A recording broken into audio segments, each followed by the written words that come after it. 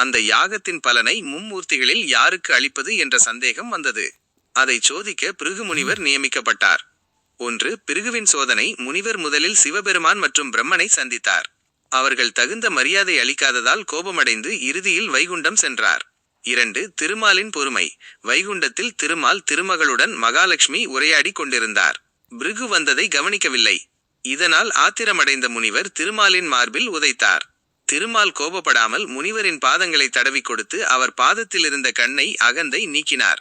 3. மகாலட்சுமியின் கோபம். தன் இருப்பிடமான திருமாலின் மார்பில் முனிவர் உதைத்ததால் கோபமடைந்த மகாலட்சுமி வைகுண்டத்தை விட்டு நீங்கி பூலோகம் வந்து கோலாப்பூரில் தவம் செய்ய தொடங்கினார். கோமளவல்லி தாயாரின் பிறப்பு. திருமாலை விட்டு பிரிந்த மகாலட்சுமியை மீண்டும் அடைய திருமால் பூமிக்கு வந்து தேடினார்.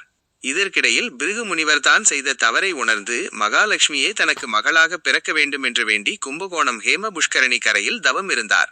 ஒரு நாள் அந்த பொற்றாமரை குளத்தில் 1000 இதழ்கள் கொண்ட தாமரை மலரில் ஒரு பெண் குழந்தையை முனிவர் கண்டெடுத்தார். அவளுக்கு கோமளவல்லி என்று பெயரிட்டு வளர்த்தார். சாரங்கபாணியாக திருமால் வருகை. தன் தேவியை தேடி வந்த திருமால் முனிவரிடம் கோமளவல்லியை திருமணம் செய்து வைக்கும்படி கேட்டார். திருமால் ஒரு மிகப்பெரிய தேரில் வைதிக விமானம் ஏறி கையில் வில் ஏந்திய வீரனாக பூமிக்கு இறங்கி வந்தார்.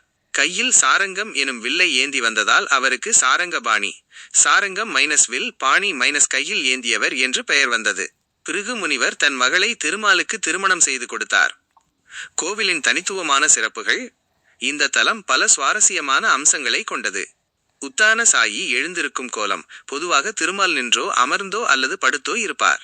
ஆனால் இங்கு திருமழிசை ஆழ்வார் பாடிய நடந்த கால்கள் நொந்தவோ என்ற பாடலை கேட்டு பெருமாள் படுக்கையில் இருந்து எழுந்து அமர முயற்சிக்கும் நிலையில் காட்சியளிக்கிறார். உத்தராயண தட்சிணாயன வாசல். சூரியனின் இயக்கத்தை பொறுத்து தை முதல் ஆனி வரை ஒரு வாசலும் ஆடி முதல் மார்கழி வரை மற்றொரு வாசலும் திறக்கப்படும். பிதுர்கடன் தீர்க்கும் தலம். இக்கோவிலில் லட்சுமி நாராயண சுவாமி என்ற பக்தர் வாரிசு இல்லாமல் இறந்து போனார். அவருக்கு பெருமாளை மகனாக இருந்து ஈமச் சடங்குகளை செய்ததாக கூறப்படுகிறது. இன்றும் தீபாவளி அன்று பெருமாள் அவருக்கு நீத்தார்கடன் தர்ப்பணம் செய்கிறார். சுருக்கமாக